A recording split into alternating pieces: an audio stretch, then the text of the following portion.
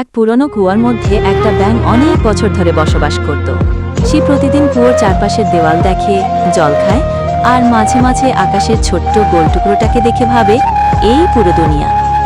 একদিন হঠাৎ একটা সামুদ্রিক কচ্ছপ সেখানে এসে পড়ল। ব্যাঙ অবাক হয়ে জিজ্ঞেস করল, তুমি কে? কচ্ছপ বলল, আমি সমুদ্র থেকে এসেছি।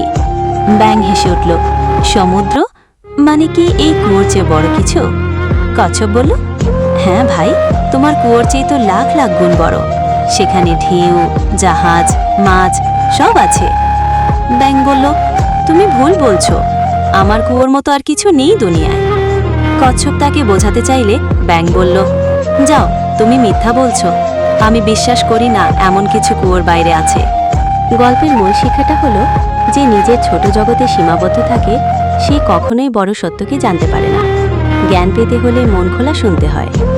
এই গল্পটা আমাদের শেখায় যে নতুন কিছু জানতে আর বুঝতে হলে নিজেদের সীমাবদ্ধতা পেরিয়ে আগ্রহ নিয়ে শিখতে হবে।